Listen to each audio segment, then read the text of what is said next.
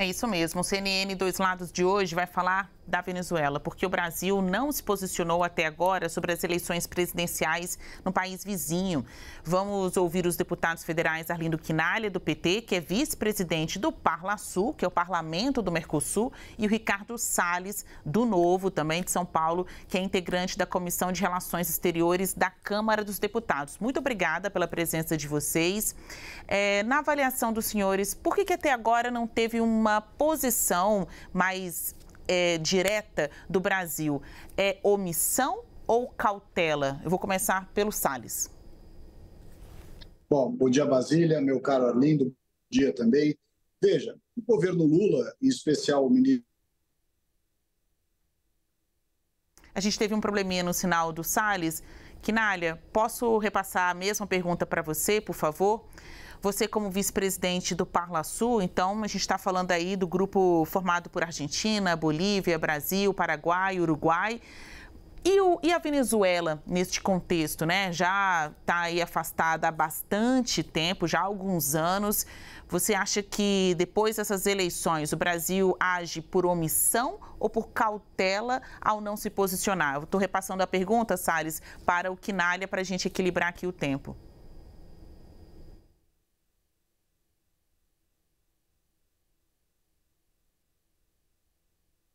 Acho que o Quinalha está com problema no áudio.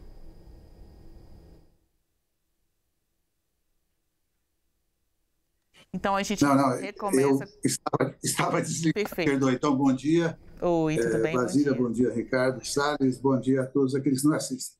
Não, primeiro, eu quero começar de outro ponto.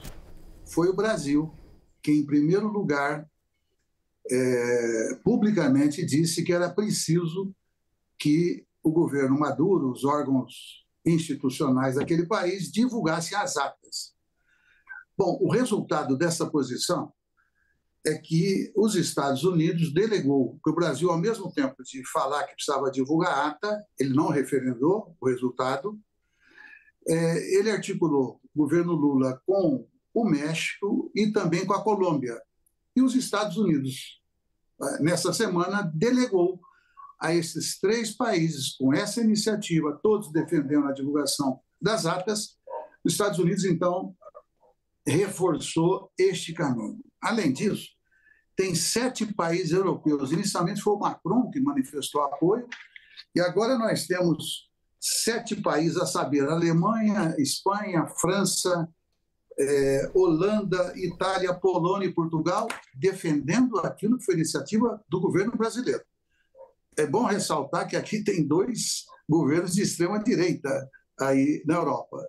Portanto, me parece que a posição do Brasil ela foi prudente, ela está baseada, digamos, em regras objetivas, não referendou o resultado nem de um lado nem do outro.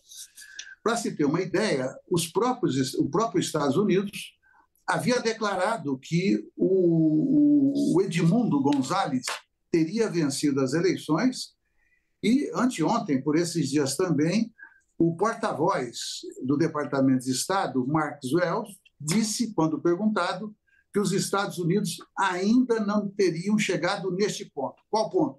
De reconhecer a vitória do Edmundo. Então, me parece que essa cautela ela tem razão de ser, está dando resultado por hora. Por que tem razão de ser? Porque ali tem 2, basicamente, possibilidades. Ou não há nenhum acordo e vai aumentar a violência, que já está acontecendo, e tem como consequência trazer para o nosso quintal da América Latina os conflitos internacionais, que se o Brasil, que é o país líder da América Latina, não tiver essa autoridade, e tem, para tentar negociar, quem vai tentar negociar? Se a gente, digamos, deixar com que certos processos em curso evoluam sem nenhuma intervenção nossa, nós podemos ver aqui, por exemplo, Maduro se apoiar na posição da Rússia, se apoiar na posição da China, e, portanto, trazer um conflito, que todo mundo sabe, do mundo inteiro, entre as potências, para cá. Então, é fundamental o Brasil manter a autoridade, e para manter a autoridade, se alguém tem dúvidas quanto a isso, a oposição declarou que quer o Lula, mediando o governo Maduro, não declarou, mas andou falando por telefone com o governo brasileiro. Então, eu acho que o Brasil tem que pensar na paz, na proteção do povo venezuelano, na soberania, porque ali, por que a Venezuela interessa tanto? Ali não tem arauto da democracia, não. Ali são 304 bilhões de barris de petróleo, 18% da reserva do planeta. Então, e a economia brasileira e venezuelana são complementares. Para se ter uma ideia, de 2003 até 2008, o Brasil aumentou as exportações, sendo que 72% é de produto industrializado, de 600 milhões para 5 bilhões e 600 mil dólares. Então, não tem como o Brasil abdicar. Me perdoe, Ricardo, foi o que o Bolsonaro fez, ele rompeu, perdeu prestígio, perdeu influência e, com certeza, o Brasil perdeu também dinheiro ali. Salles, acontece no quintal do Brasil, né? Por isso, tanta importância e impacto aqui dentro também, né, do nosso país. O Brasil, o governo brasileiro, age assim, ao não se posicionar sobre as eleições da Venezuela, por omissão ou cautela, na sua avaliação? Veja, os argumentos que o Arlindo traz são argumentos que têm lastro, mas eles encontram uma resistência, na minha opinião, que é o fato de que o Celso Amorim, como eu dizia no início aqui, a resposta foi interrompida, o Celso Amorim não pode, jamais será um mediador e tampouco eles são parte envolvida nisso. O Foro de São Paulo, Celso Amorim, toda a política externa do governo Lula, inclusive nos outros mandatos, apoiaram não só Chávez como Maduro, um regime que é inequivocamente ditatorial, antidemocrático, apoiado no narcotráfico, né? Hoje a economia da Venezuela, como bem disse o Arlindo, ela é petróleo, claro, embora decrescente já há muito tempo, porque são tão incompetentes, tão corruptos, que nem explorar petróleo conseguem. Mas é um país que, tanto quanto o petróleo, se apoia no narcotráfico, como o Farc, como vários outros. Portanto, eu não vejo nesta postura do governo brasileiro, em que pese a importância desses argumentos trazidos, e eles são importantes, ou seja, você simplesmente não romper as relações a ponto de não ter nenhum diálogo. Sim, é verdade, até porque o caso Guaidó, vários países reconheceram o Guaidó e continuou tudo do mesmo jeito. Mas você pode fazer algo a mais do que isso. Você pode impor uma série de restrições, inclusive físicas, a essa exportação de petróleo venezuelano, que é feita de maneira irregular para o Irã, para a Rússia e para outros países. Quero lembrar aqui a todos, inclusive o Arlindo deve se lembrar disso, Basília, quem derrubou o petróleo que caiu na costa brasileira durante o governo Bolsonaro foi um navio a serviço do Irã, exportando petróleo irregularmente da Venezuela lá para fora. Ou seja, você tem como, né? A Venezuela exporta e faz essas atividades, não só do narcotráfico, que já é público notório, com apoio das suas forças armadas, mas faz também o do petróleo de maneira irregular. Portanto, há medidas muito fortes e muito contundentes que os países podem adotar para asfixiar o governo do Maduro. É preciso se posicionar. E eu não vejo, desculpe, credibilidade para o Celso Amorim, que é o nosso ministro de Relações Exteriores, de fato, não é o Mauro Vieira, não vejo credibilidade para que ele faça isso.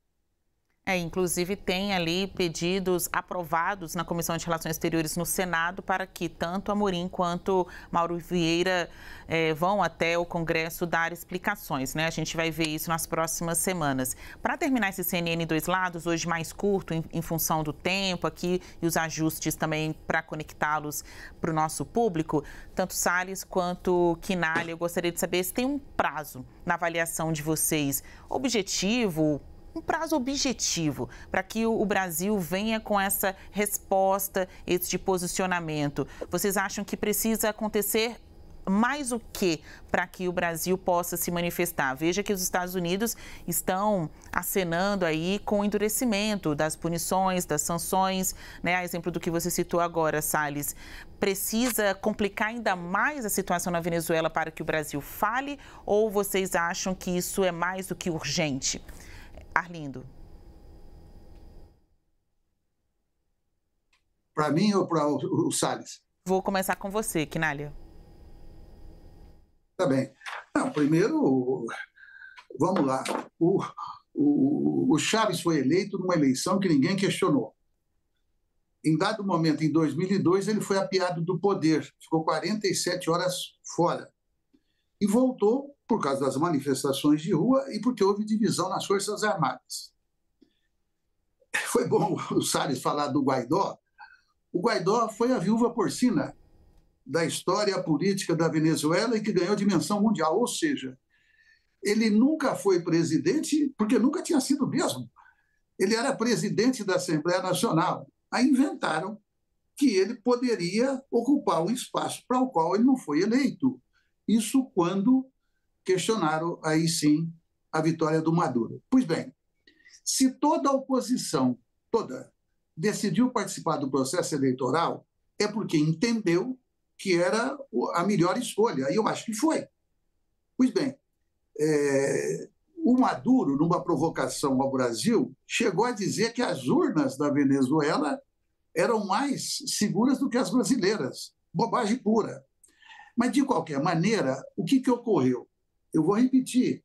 Se as atas forem divulgadas, as oficiais, inclusive, né, que a Paralela já tem, aí você vai poder, qualquer um, de maneira pública, mundialmente acompanhado, saber se ali qual é o resultado. Uhum. Se não divulgarem, a consequência é óbvia. Qualquer país, como é a situação do Brasil hoje, que não se sente seguro em invalidar, mas também não, de forma assodada, condenou, então nós não podemos antecipar como vai ser. Uhum. Porque, registre-se, todos os países que estão apoiando a iniciativa que foi do Brasil. O Amorim, ou qualquer outro interlocutor, nós não estamos com a pretensão de que ele sozinho vai deliberar, mas foi ele que divulgou o principal ponto que tomou conta dessa pauta em âmbito mundial. Finalmente, veja, por que os Estados Unidos se dão o direito de fazer um bloqueio econômico onde a PDVSA, que chegou a extrair 3 milhões de barris de petróleo por dia, hoje está em 850 mil, está sendo sucateada exatamente porque os Estados Unidos impede a importação de peças. Mas nem tudo vai nesse caminho e quero registrar finalmente. Certo. Frente à guerra Rússia e Ucrânia, os Estados Unidos flexibilizou. Tanto é que a Venezuela abriu várias poços de petróleo onde está sucateado, para que empresas do mundo inteiro, especialmente os norte-americanos, venham para recuperar essas empresas e, portanto, ganharem dinheiro. É o que está acontecendo hoje. É por isso que não é assim preto ou branco, branco ou preto. Não. Tem nuances que podem decidir muito melhor do que qualquer discurso onde a gente tenha de partida uma opinião contra ou até mesmo, no momento atual, uma opinião a favor. Eu preciso caminhar aqui para o finalzinho do nosso Dois Lados. Salles, suas considerações finais. Olha, brevemente aqui, eu entendo os argumentos do Arlindo, embora eu acho que ali a Venezuela, o problema já transcendeu. Claro, há o problema econômico, interesse dos Estados Unidos e de outros países que voltam a fornecer petróleo diante do conflito, mas a questão já transcendeu isso há muito tempo. É um regime ditatorial que está matando as pessoas, prendendo as pessoas ditatorialmente, né, de maneira absolutamente arbitrária. Todo mundo sabe que é um regime narcotraficante, portanto, o Brasil, até por uma questão moral, ele precisa se posicionar contra isso e incentivar medidas de força, inclusive de bloqueios comerciais, materialmente falando, ou seja, fisicamente. Cerca, não deixa sair navio, não deixa sair narcotráfico, enfim, segura. Se os Estados Unidos quiserem, o Brasil apoiar e os outros países também quiserem, dá para fazer. Agora, só nesse discurso diplomático, principalmente vindo do Celso Amorim, aí é que não vai resolver mesmo. Muito obrigada pela participação dos senhores hoje no nosso Dois Lados, pelo debate respeitoso. A gente conversou com os deputados federais Arlindo Quinalha, do PT, vice-presidente do Parlasul, e Ricardo Salles, do Novo, integrante da Comissão de Relações Exteriores da Câmara dos Deputados. Esse assunto, com certeza, vai voltar. Até mais. Obrigado.